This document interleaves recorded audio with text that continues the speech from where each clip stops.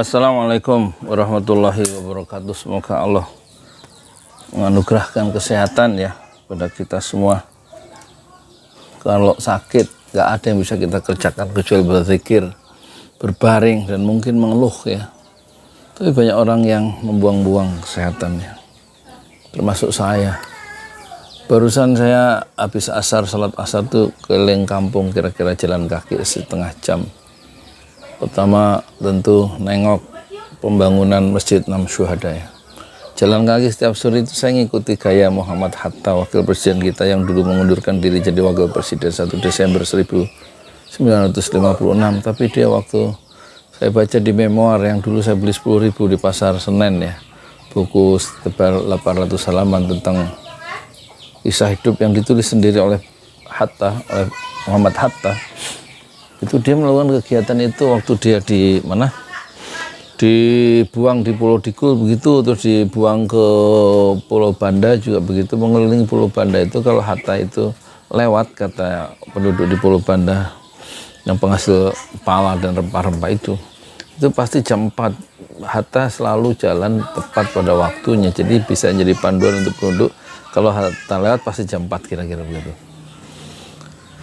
Terus saya barusan keliling untuk pembangunan Masjid Enam Syuhada, tentu jam sore tadi sekitar jam 4 ya. Itu mencapai hari ke 374 ya. Baru mau masang ini, bikin dulu ini cor-coran untuk pintu, dan juga di keramik dulu tiang kiri kanan pintu, luar dalam, bukan di keramik, di granit ya, semuanya di granit ya. Granitnya baru beli 5 dus lagi, kurang soalnya. Dulu sumbangan dari Pak Haji Haryanto itu ada 150, sudah habis, ternyata habis untuk dinding kamar mandi, toilet tuh ya. Jadi dihitung kemarin sama Pak Erik sama saya, dia ngasih tahu sekitar 80 dus lagi kurangnya. Untuk kantor yayasan di sebelahnya itu belum disentuh sama sekali oleh keramik ya, oleh bukan keramik, oleh itu loh. Memori itu gampang lupa ya kalau sudah tua 62 itu. Pengen ngomong tapi nggak bisa keluar ya. Berbagilah orang muda yang masih segar ingatannya. Bukan keramik, granit ya. Tapi bukan itu yang mau saya ceritakan ya. Mau saya ceritakan itu, saya tadi pagi ngeliat podcast Rhoma Irama, Bisikan Rhoma Irama, wawancara Andri Taulani, dan yang menarik, Andri Taulani yang umur 49 itu dibilang sudah menyiapkan untuk anak-anaknya ya, menyiapkan, dan dia sudah semacam mau pensiun begitu. Itu dikoreksi sama Haji Rhoma Irama yang usianya saat wawancara itu 76 tahun. Jadi jangan masih muda, 49 tahun masih perlu untuk ini berkarya untuk bangsa, agama, negara, dan profesi. Saya aja 76 tahun ya. Jadi akhirnya memang kita tersadar ya, Rhoma Irama yang 76 tahun itu masih berkarya, dia sampai usia senja ya. Dan dalam konteks, dalam perspektif Islam kan, usia senja itu bukan harus berhenti berkarya, karena menurut Rasulullah sebaik-baik manusia, mantola umruhu khairunas, sebaik-baik manusia khairunas mantola umruhu, orang yang umurnya panjang kayak Haji Rhoma Irama itu, wahasuna amaluh, dan membuat hasuna amaluh, amal-amalnya itu terbaik ya, terbaik. Sebenarnya kalau seburuk-buruk manusia, mantola umruhu, yang umurnya panjang, dipanjangkan oleh Allah, tapi perbuatannya buruk ya. Jadi dalam konteks itu Rhoma Irama kemudian mengingatkan ke Andri Taulani jangan sampai pensiun terlalu dini, karena masih muda. Apalagi kata WHO, World Health Organization, itu kata Rhoma Irama, itu yang ukuran muda itu kalau orang itu sampai umur 60 katanya. Berarti kalau 60 itu masih muda ya, masih disebut pemuda. Kalau 62 seperti 62 ya, seperti yang ngomong ini itu berarti sudah lanjut usia ya, bukan pemuda. Jadi pembicaraannya menarik ya. Jadi dua orang yang sedang bicara di podcastnya Bisikan Roma itu beda 27 tahun, 49 ke 76 itu kan 27 tahun ya. Dan kita tahu sama-sama sukses di musik. Kemudian Andre Taulany selain musik membuat grup Stinky, itu satu pikiran katanya artinya Stinky. Kemudian dia juga sukses di main film ya, waktu di Bina atau ikut main di siapa itu Kiamat Sudah Dekat oleh Garapan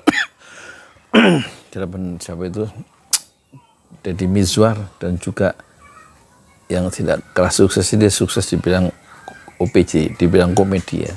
Opera Van Java bersama Sule, Sule, Acis, terus Nunung, satu lagi Parto ya. Dia 7 tahun di situ. Jadi nasib kedua, catatan kedua ya, selain soal umur yang nggak boleh berhenti berkarya meskipun udah senja, sebagaimana diingatkan Haji Omah Irama, yang kedua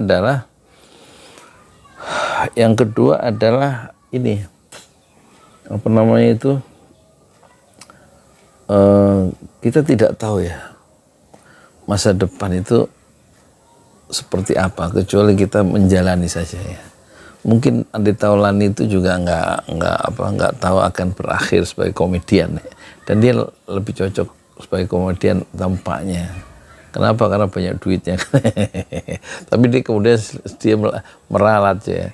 Dulu kalau Stinky karena banyak duitnya di grup itu, dia juga senang di situ ya. Jadi ternyata dia senang kalau punya uang banyak.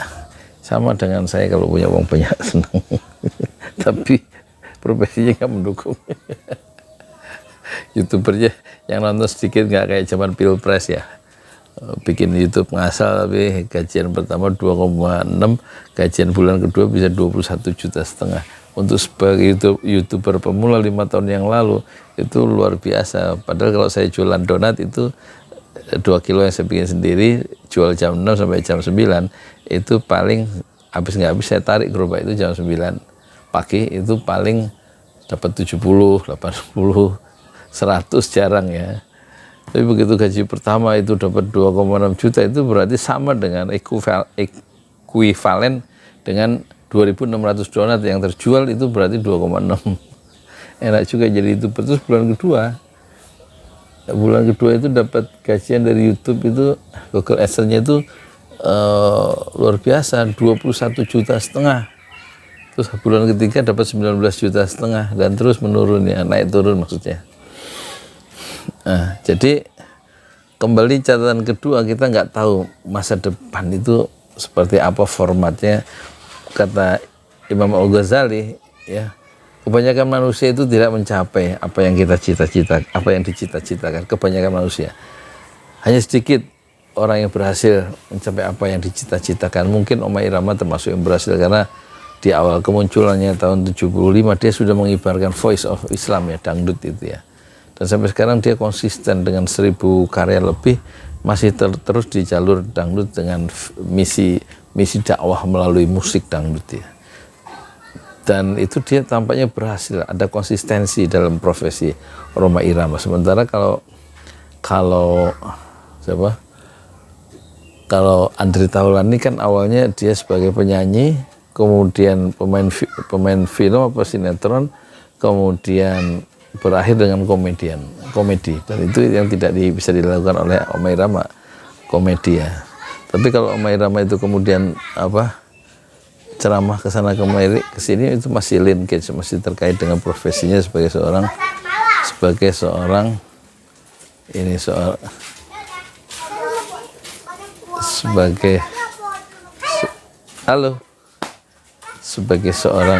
dai.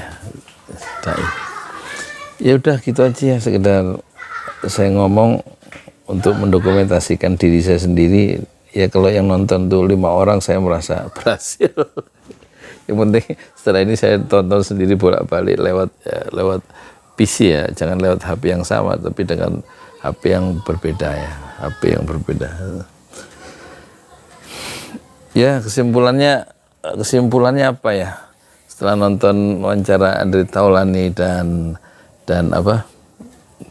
Bang Haji ya, ternyata hidup itu sebuah perjalanan ya. Setiap orang memiliki jalannya sendiri-sendiri. Udah habis Baslok? Masih ada, tapi Batagor mah habis ya? Alhamdulillah. Istirahat, jangan lupa duitnya dihitung. Iya, kita lihat ya konten, bentar lagi kita muat. Hidup adalah sebuah perjalanan, bukan sebuah perbandingan. Jalan hidupnya Andre Taulani seperti itu ya.